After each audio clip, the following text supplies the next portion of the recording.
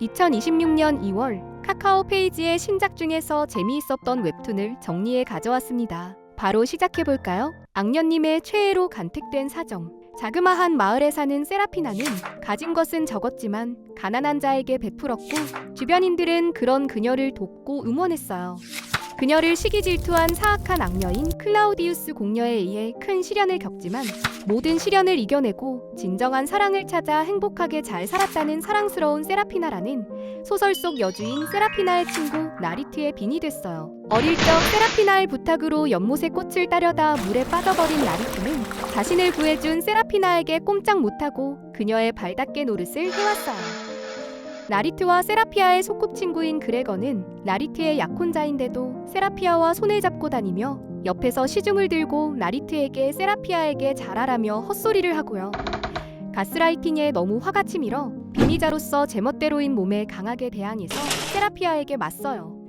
빈이 된 이상 이렇게 살 수 없기에 세라피나와 사이가 좋지 않은 악녀 클라우디우스의 공녀와 친해지려 했는데, 만나본 공녀는 츤데레일 뿐 너무 착하고 솔직한 좋은 사람이었어요. 클라우디우스 공녀가 꾸며준 럭셔리한 모습으로 무도회장에 가서도 세라피아의 공격에 움찔하지만 바로 사이다를 대신 입에 부어주는 공녀님이 곁에 있어서 정말 든든해요. 마왕 18세.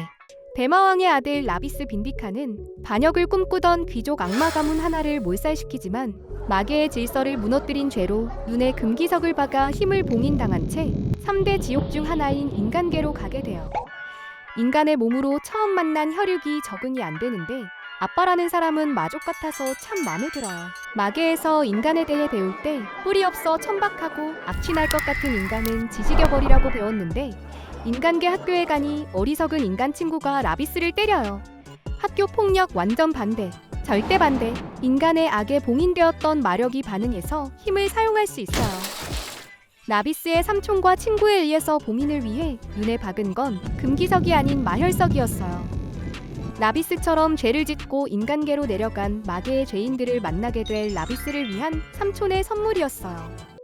인간의 몸으로 인생에 충실하고 목숨을 스스로 끊어서는 안 되며 살인을 해서는 안 된다는 3가지 기율을 지켜 멸혼을 피하고 마계로 돌아갈 수 있을까요? 성녀가 아니라 선녀인데요. 박선녀는 무당의 딸로 신기를 타고났지만 무당의 삶이 싫어요. 신의 말을 알고 따르지 않으면 화를 입을 수 있다는 엄마의 말에 혹시 이름이라도 버리면 벗어날 수 있을까 싶어 개명을 하기 위해 구청으로 가던 날 환생 트럭에 치여버렸어요. 무당을 하는 건 죽기보다 싫었지만 이런 상황이 되니 너무 무섭고 살고 싶어요. 신을 믿었더라면 이렇게 죽지 않았을까 하고 눈을 감은 박선녀는 어딘지도 모르는 곳에서 깨어나게 되고 불황자들의 임시 숙소에 가게 돼요. 낯선 환경에서 자신만 모습을 볼 수 있고 목소리를 들을 수 있는 이 제국의 수호신이라 말하는 아가사를 만났어요. 너무 앙증맞고 사랑스러운 모습의 아가사는 사람들이 숨긴 진실을 보는 능력을 가졌어요. 아가사는 황제가 신을 오해하고 있으니 신이라면 질색하는 황제에게 신의 목소리를 전달해달라는 요청을 하지만 박선녀는 목숨을 지키기 위해 바로 거절해요. 하지만 신이 죽으면 세상 멸망 100%로 박선녀도 죽게 되겠죠. 어쩔 수 없이 아가사의 요청을 들어주고 평범한 삶을 사는 소원을 빌 거예요.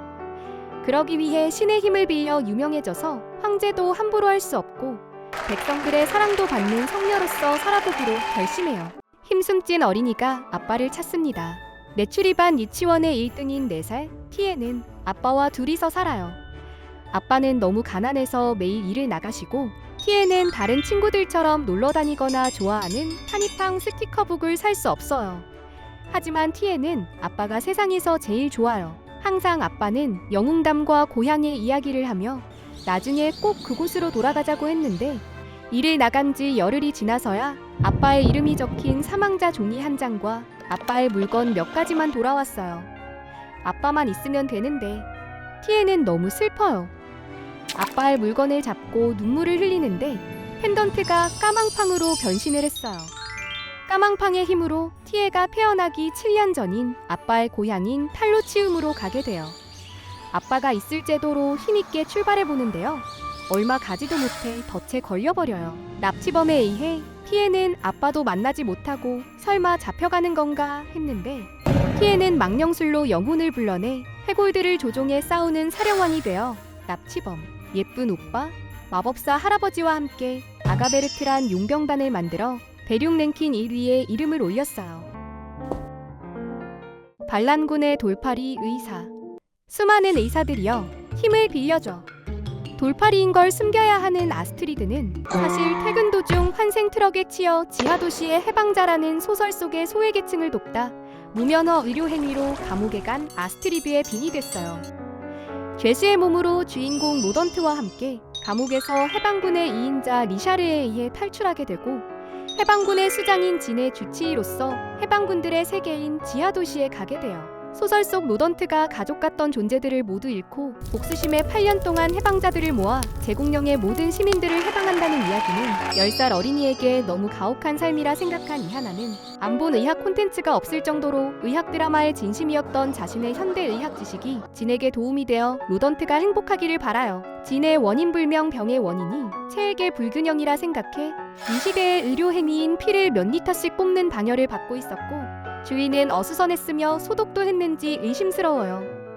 아스트리드는 가장 먼저 청결과 환자의 식단에 신경 썼고 반열했던 부위에 소독을 시작해요. 돌팔이지만 숨겨야 사는 아스트리드에게 현대 의학 지식이 도움이 될 수 있을까요?